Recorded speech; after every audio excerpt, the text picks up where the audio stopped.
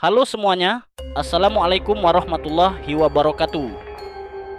Kembali lagi di channel Mas Bay Story bersama saya Bayu yang akan membawakan cerita. Terima kasih untuk teman-teman yang sudah mengklik video ini. Semoga apa yang saya bagikan bisa menghibur teman-teman semua.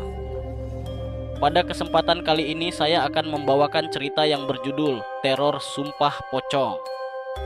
Oh iya, jangan lupa untuk bantu like, komen, dan subscribe channel Mas Bay Story agar channel ini dapat berkembang. Dan jangan lupa untuk aktifkan lonceng notifikasi agar tidak ketinggalan cerita selanjutnya. Jika sudah, kita langsung masuk ke ceritanya.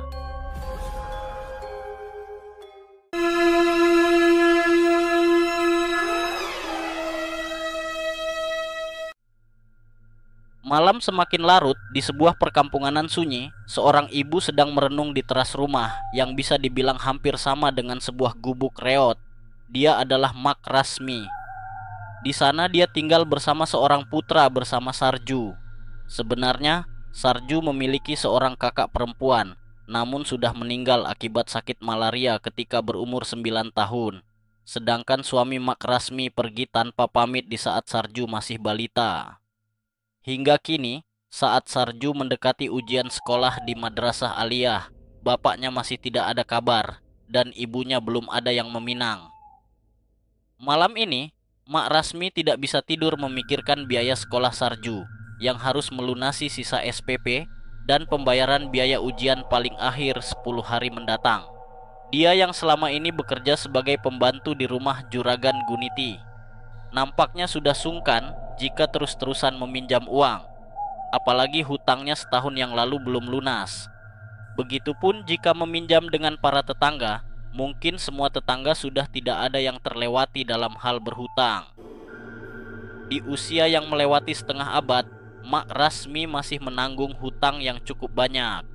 Gajiannya tiap bulan juga dipotong untuk melunasi hutang pada juragannya. Meskipun dia sudah sangat dipercaya oleh keluarga juragan itu karena kejujurannya, namun tetap saja berpikir ulang jika harus kembali berhutang. Sejenak kemudian, Mak Rasmi menghela napas panjang, kemudian beranjak masuk rumah disusul suara ayam bersautan. Sesampai di dalam rumah, Mak Rasmi dikejutkan dengan suara rintian Sarju. Segera dia menuju kamar untuk menengok putranya itu. Terlihat Sarju sudah terjaga dan duduk di balai bambu seperti orang yang menahan sakit dengan nafas tersengal-sengal. Ketika ditanya, Sarju menjawab kalau dia bermimpi giginya sakit kemudian tanggal. Itulah yang membuatnya merinding menahan rasa sakit. Walau hanya mimpi, namun dia merasa seperti kenyataan. Sebelum beranjak mengambil air putih, Mak Rasmi menyuruh putranya tenang karena semuanya hanya mimpi belaka. Sarju terdiam mengatur napas. Dia memandangi langkah ibunya yang sedang mengambilkan air putih. Dia tahu sang ibu sedang gelisah memikirkan biaya sekolahnya, sehingga belum tidur sampai menjelang dini hari. Sebenarnya selama ini dia sudah punya niat untuk tidak meneruskan bersekolah dan ingin bekerja membantu sang ibu. Tapi Mak Rasmi melarangnya. Dia disuruh memikirkan sekolah saja, jangan memikirkan hal lain. Mak Rasmi terus menasehati agar masa depannya kelak menjadi orang sukses dan terpandang. Sarju pun tidak bisa berbuat banyak selain mengikuti nasihat ibunya. Berkat dorongan itu, dia selalu mendapat ranking di kelas. Tapi sayang, prestasinya belum mampu dalam rangkaian beasiswa. Hari berganti, Sarju merasa senang karena dia bisa ikut ujian setelah segala biaya terlunasi. Namun senyum itu menipis ketika sepulang sekolah dia melihat ada keluarga Juragan Guniti di gubuk reotnya. Sungguh sangat tidak biasa. Selama ini hanya beberapa kali saja Juragan Guniti maupun anak dan istrinya datang bertamu. Itu pun jika ada urusan yang mendesak. Sarju tidak berani masuk dan memilih duduk di teras sambil mendengarkan pembicaraan dari dalam. Dari sana terdengar jelas nada bicara Juragan Guniti penuh rasa kesal, dan rupanya dia mendesak ke salah satu dari 3 pekerjanya mengakui perbuatan mereka. Yang menurut Juragan Guniti, salah satu dari mereka telah mencuri perhiasan warisan keluarga milik Bu Inggit, istrinya. Memang, keluarga Juragan Guniti pergi ke rumah saudaranya di Jepara selama 3 hari. Dan selama kepergiannya itu, kunci rumah dipasarkan pada Mak Rasmi, orang yang sangat dipercaya karena kejujurannya. Selain Mak Rasmi, ada 2 orang lain menjadi pembantu di rumah sang juragan. Mereka adalah Kang Soleh yang bertugas sebagai tukang kebun dan Kang Darmin yang bekerja mengurusi para kuli di lahan perkebunan. Memang Kang Darmin tidak di sana terus-menerus, tapi setiap hari dia menyambangi rumah juragan. Selain beristirahat, dia juga mengambil makanan bagi para pekerja lahan. Kedua orang tersebut juga berada di dalam, ikuti interogasi Juragan Guniti. Sarju sendiri tidak tahu mengapa hal itu tidak dilakukan di rumah Juragan Guniti saja, tapi justru di gubuk reot ibunya. Suara semakin tegang ketika tidak ada satupun yang mau mengaku. Semua masih membenarkan dirinya sendiri. Juragan Guniti juga memberitahu jika pencurian ini adalah peristiwa ketiga dalam 8 hari terakhir. Karena yang dicuri terakhir bukan perhiasan sembarangan, melainkan perhiasan turun-temurun dari keluarganya. Maka hal itu membuat dia turun tangan. Baik Juragan Guniti maupun Bu Inggit merasa yakin jika yang melakukan adalah orang dalam, karena tidak ada tanda-tanda maling masuk secara paksa. Seingat Bu Inggit, kamarnya dikunci rapat sebelum dia pergi. Dan setelah pulang, tidak ada kerusakan, hanya lemari tempat perhiasan disimpan saja yang terbuka dan tidak seperti semula. Sang juragan terus berusaha membuat salah satu pekerjanya mau mengaku. Dia berjanji akan memaafkan dengan ikhlas. Sarju mendengar kalau secara tidak langsung keluar ke juragan itu telah menuduh ibunya. Alasannya adalah karena Mak Rasmi saja yang punya akses masuk ke dalam rumah. Tuduhan itu dibantah oleh Mak Rasmi dengan terus mengucap sumpah demi Tuhan, penuh rasa sakit hati. Dengan terisak dia berujar kalau memang dia ditakdirkan hidup dalam kemiskinan. Tapi meski begitu, sejak kecil tidak pernah sekalipun mencuri. Tentang biaya ujian putranya, Mak Rasmi mengaku telah dibantu sebagian lebih oleh Pak Gunari, yakni wali kelas Sarju yang merasa prihatin. Mak Rasmi juga siap menghadirkan Pak Gunari jika sang juragan maupun Bu Inggit tidak percaya. Bagaimana kalau kita adakan sumpah pocong saja juragan, biar jelas kenyataannya, ucap Kang Soleh ketika tidak menemui jalan keluar. Suasana hening sejenak. Mendengar apa kata Kang Soleh, Bu Inggit terlihat agak takut, yang kemudian dia meminta agar usulan itu dipertimbangkan kembali. Namun dengan tegas, Kang Darmin disusul Mak Rasmi berkata, siap jika dilakukan sumpah pocong. Mereka yakin akan terhindar dari malapetaka karena mereka merasa tidak melakukannya. Pada akhirnya, untuk mempercepat jalan keluar, dijalankanlah usulan Kang Soleh. Mereka sepakat melakukan proses sumpah pocong di hari Jumat, tepat setelah sholat Jumat. Juragan Guniti berharap para pekerjanya itu berkata jujur, sehingga tidak akan terjadi hal buruk menimpa. Juragan Guniti melakukan interogasi di rumah Mak Rasmi yang sepi dan jauh dari warga, agar masalah itu menjadi masalah pribadi yang dirahasiakan. Namun pada akhirnya menyebar luas di seluruh perkampungan. Entah siapa, tapi yang jelas sumpah pocong itu menjadi perbincangan di sudut-sudut kampung. Sama seperti tuduhan keluarga Juragan Guniti, anggapan warga juga mengarah pada Mak Rasmi. Mereka beralasan selain memegang kunci rumah, Mak Rasmi juga butuh uang untuk biaya sekolah Sarju. Kalaupun dibantu oleh salah seorang guru, tentu masih cukup banyak uang yang dibutuhkan. Tentu segala hal akan dilakukan, termasuk mencuri perhiasan tersebut. Sementara itu, Sarju ikut-ikutan mendesak sang ibu untuk mengaku jika memang melakukannya. Dia meminta Mak Rasmi untuk berpikir kembali dalam mengambil keputusan sumpah kosong itu. Bahkan Rahayu, putri sulung juragan itu, juga ikut bertamu ke rumah Mak Rasmi. Dia yang menganggap Mak Rasmi sebagai ibu angkatnya merasa sangat khawatir. Dan jika memang Mak Rasmi tahu pelakunya, maka Rahayu berjanji akan merahasiakan sosok tersebut. Dia bisa berbohong pada bapaknya seolah perjelasan itu cuman keselip di lemari atau bagaimanapun alasannya agar diatur demi kebaikan semua. Tapi Mak Rasmi tetap teguh pada keputusannya bahwa dia tidak tahu siapa pelakunya dan siap melakukan sumpah pocong. Di sisi lain, keluarga Kang Soleh dan Kang Darmin juga merasa was-was.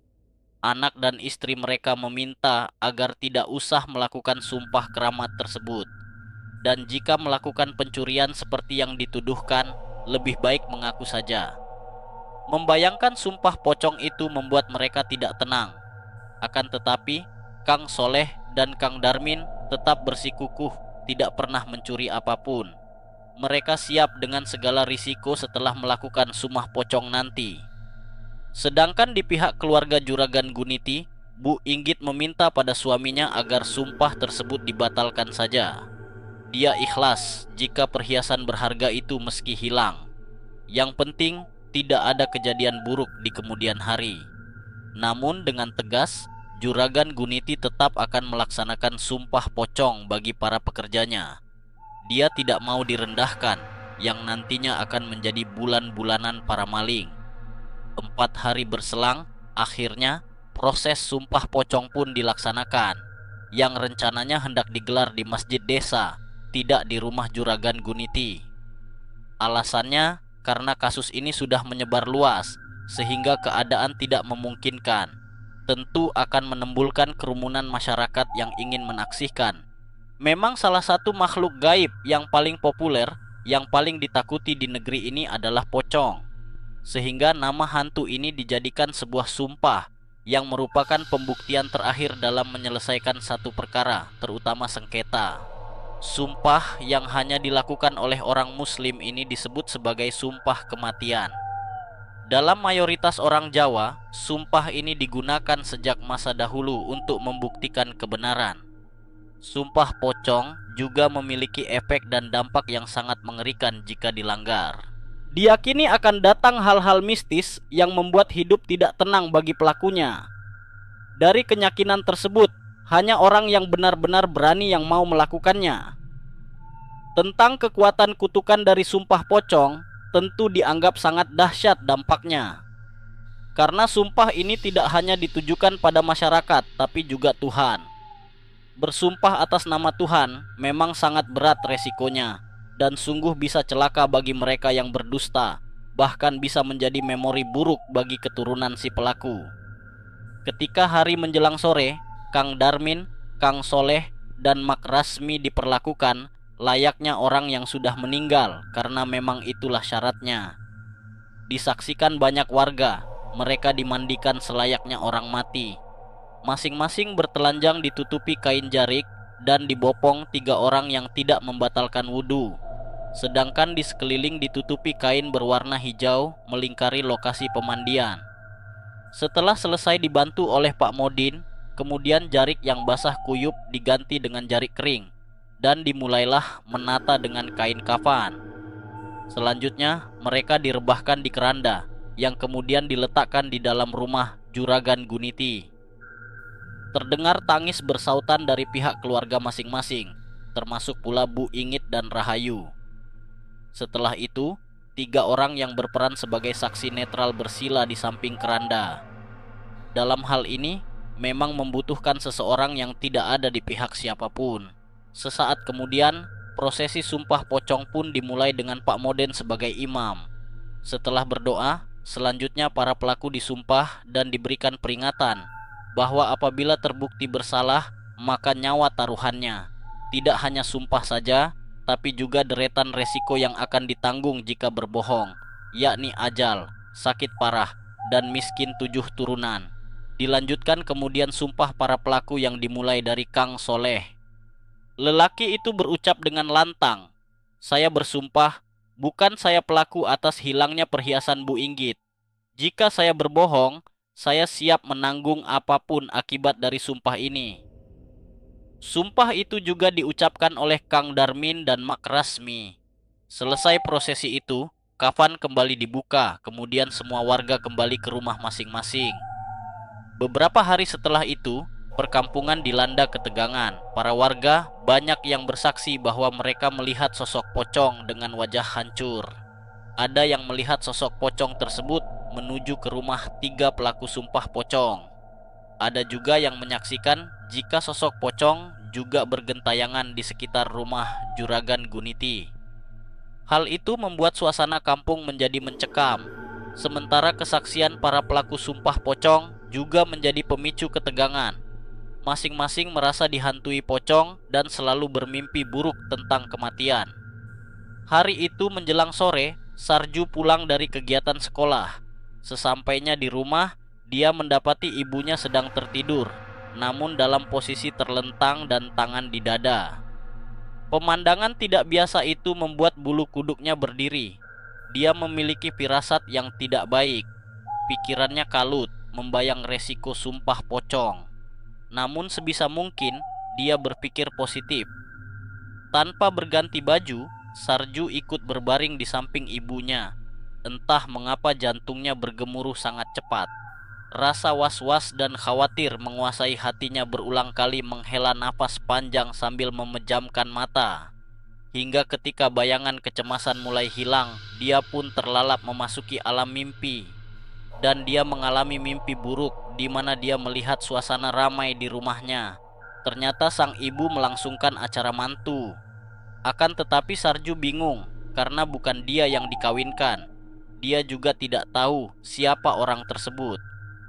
Ketika mempelai pria keluar, Mak Rasmi tertawa sendiri dan suasana menjadi semakin riuh karena sosok laki-laki itu telah terbungkus kain kafan.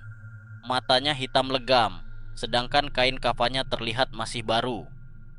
Saat Sarju ingin menggandeng ibunya, sosok pocong itu menghalangi yang membuatnya terbangun dengan nafas tidak beraturan. Setelah cukup tenang, Sarju mengecek keadaan ibunya. Kali ini, dia mendapati tubuh sang ibu miring ke arah kiblat dengan posisi yang sama. Sungguh sesuatu yang sangat aneh baginya. Akhirnya, dia putuskan membangunkan ibunya. Tapi tubuh Mak Rasmi sudah terbujur kaku. Sarju mengecek nafas serta denyut nadi.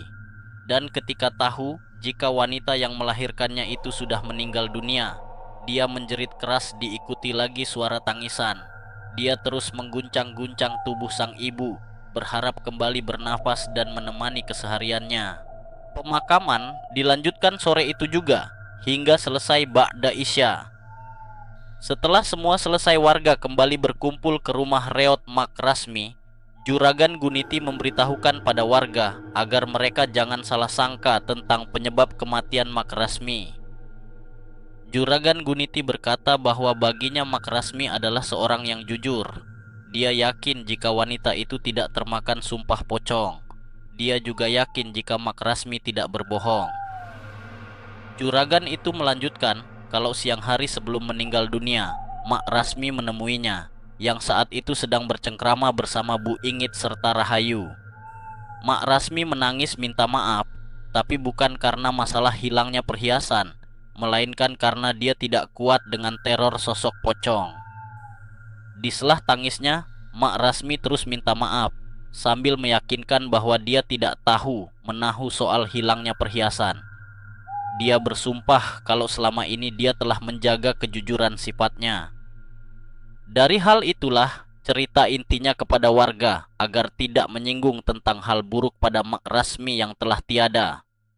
Dia berharap pikiran warga sama dengannya, bahwa Mak Rasmi meninggal dunia karena satu hal atau memiliki riwayat satu penyakit, bukan karena dari sumpah pocong. Warga saling berbincang, merasa tidak percaya dengan apa yang diucapkan Juragan Guniti. Mereka tahu jika sang juragan telah menutup-nutupi aib Mak Rasmi. Hari selanjutnya, perbincangan di sudut-sudut kampung masih membahas tentang Mak Rasmi. Warga tidak menghindarkan saran dari Juragan Guniti. Gunjingan pun mengalir. Warga tidak menyangka jika Mak Rasmi adalah pelaku sebenarnya. Tuduhan tersebut diperkuat dengan hilangnya teror sosok pocong setelah kematian Mak Rasmi. Sementara itu, Sarju yang tidak menghadapi ujian akhir memutuskan berhenti sekolah. Dia merasa malu dan sangat terpukul. rayuan para guru maupun keluarga juragan itu tidak diindahkan. Hingga pada akhirnya Sarju menghilang, meninggalkan desa ketika usia 7 hari kematian sang ibu. Bersamaan dengan kepergian Sarju, warga dihebohkan dengan Kang Soleh dan Kang Darmin yang mendadak sakit. Secara bersamaan, keduanya ambruk tanpa sebab. Wajah mereka pucat pasi, mata melotot, dan anehnya, mereka tidur terlentang dengan tangan bersedekap. Pemandangan yang menggambarkan sebuah kematian. Setiap kali anggota keluarga ingin membuka tangan yang bersedekap, mereka selalu gagal. Tangan tersebut sangat berat karena kaku. Sebelum dibawa ke rumah sakit di kabupaten kota, terlebih dahulu diusahakan dengan mendatangkan orang pintar, namun tidak juga memperlihatkan keadaan yang membaik. Pada akhirnya, mereka berdua masuk ke ruang ICU. Hal tersebut membuat tanda tanya bagi warga tentang dampak sumpah pocong. Warga merasa miris dan berhati-hati. Mereka berharap Yang Soleh dan Kang Diman terselamatkan, sehingga tidak menimbulkan anggapan negatif. Sehari semenjak itu, perkampungan kembali terasa mencekam. Sosok pocong kembali bermunculan di setiap malam. Meski tidak mengganggu, namun kemunculannya yang mengejutkan membuat warga terkaget hingga jatuh sakit. Beberapa warga memberikan kesaksian kalau pocong tersebut berasal dari rumah Mak Rasmi yang sudah tidak berpenghuni. Dan pocong tersebut tidak hanya satu, tapi ada dua. Para tetua adat sudah mencoba melakukan ritual pengusiran di rumah Mak Rasmi sesuai permintaan warga, namun tidak mempan. Sosok pocong tersebut masih saja menampakkan diri setiap malam tiba. Akhirnya, warga yang mengharap keselamatan Kang Soleh dan Kang Darmin tidak sesuai dengan ketetapan Sang Pencipta. 7 hari berada di ruang ICU, mereka berdua dinyatakan meninggal dunia, tepat di hari Selasa Wage. Hal itu membuat warga semakin bertanya-tanya, siapa pelaku sebenarnya tentang hilangnya perhiasan Bu Inggit. Muncullah dugaan kalau mereka bertiga bersikongkol dan sudah membagi hasil curian itu. Teror pocong berlanjut di setiap malam. Dan di malam itu, usai memperingati 7 hari Kang Soleh, istrinya bangkit lalu minta warga agar memaafkan suaminya. Disusul kemudian sambil terisak Bu Irah berujar bahwa tuduhan warga pada Mak Rasmi adalah satu kekeliruan. Warga terdiam dan saling pandang, termasuk Pak Mauden yang ada di sana. Bu Irah melanjutkan bahwa sehari sebelum sakit, suaminya yang memiliki firasat buruk telah menceritakan tentang perhiasan Bu Inggit. Bu Irah terkaget dan menjadi cemas ketika Kang Soleh mengaku kalau dia adalah dalang dari pencurian tersebut, termasuk 2 pencurian sebelumnya. Kang Soleh bersekongkol dengan Kang Darmin yang ditugaskan mengajak ngobrol Mak Rasmi di dapur sambil menunggu makanan para kuli selesai dipersiapkan. Di saat itulah Kang Soleh mengambil kunci secara diam-diam dan aksi pencurian pun dilakukan. Mereka berdua membagi hasil curian sama rata. Karena 2 aksi berhasil dengan mulus, maka kesempatan ketiga pun datang. Kepergian Juragan Guniti keluar kota tidak disia-siakan. Kang Soleh menggasak sekotak perhiasan yang dari situlah muncul sumpah pocong. Ketika penjarahan itu membuat keluarga Juragan Guniti gusar, Kang Soleh dan Kang Darman pergi ke orang pintar untuk melakukan hal buruk lain. Tidak segan-segan mereka berniat mencelakai keluarga sang juragan dengan mengirim teluh. Tapi di luar dugaan, orang pintar tersebut tidak mampu menembus pagar gaib rumah Juragan Guniti. Memang hal itu dilakukan oleh orang kaya di masa itu. Demi menghindari serangan gaib yang tidak terduga, mereka memagari rumah. Dan rumah Juragam Guniti sudah seperti itu semenjak dari kakek buyutnya. Memang dia adalah keturunan orang terpandang di kampung. Mendengar penjelasan orang pintar itu, Kang Soleh meminta jalan keluar dari masalahnya dan disarankan melakukan sumpah pocong. Orang pintar itu siap menanggung keselamatan mereka karena sumpah pocong tidak ada dalam ruang lingkup agama. Usul itu pun diterima dengan jaminan. Yang menghadirkan sosok pocong sebagai teror ketakutan adalah orang pintar tersebut, termasuk pada Mak Rasmi yang akhirnya meninggal disantet. Tujuannya adalah mengkambing hitamkan Mak Rasmi berhasil, namun nasib berkata lain. Sambil berderai air mata, Bu Irah minta maaf atas perbuatan suaminya. Dia mengeluarkan perhiasan curian dan menyerahkan pada Juragan Guniti. Perhiasan tersebut masih disimpan, belum dibagi dengan Kang Darmin. Untuk teror yang terjadi akhir-akhir ini, Bu Irah mengaku kalau dia tidak tahu menahu. Dia kembali berujar tentang wasiat Kang Soleh saat itu, bahwa kalau terjadi apa-apa atas dirinya, maka disuruh mencari Sarju untuk minta maaf. Lekwarti, yang menjadi salah satu saksi sumpah pocong unjuk bicara, ketika ritual sumpah dilakukan, yang dia lihat menjadi sosok mayat memang hanya Kang Soleh. Jadi dia sudah menduga jika pelakunya adalah Kang Soleh. Dan untuk menghentikan teror yang melanda desa, dia mengajak warga untuk mencari keberadaan Sarju. Dia yakin kata maaf dari anak itu sangat berharga, karena Sarju dianggap sebagai yatim piatu yang terzalimi. Usulan itu pun diterima baik oleh warga. Mereka memutuskan akan mencari Sarju esok hari. 4 tahun kemudian, Jinga Langit membawa capung mencari tempat menghilangkan penat. Disusul segerobol burung berselot dan menutup baris. Di atas bebatuan besar di bawah rindang pohon, seorang lelaki dengan rambut gondrong duduk sambil menghisap rokok. Matanya berkaca-kaca menatap semak di hadapannya. Berulang kali dia mengucap permintaan maaf pada Mak Rasmi, ibunya. Dialah Sarju yang kembali pulang karena panggilan hati, ingin melihat makam sang ibu dan mengirimnya kembang serta doa.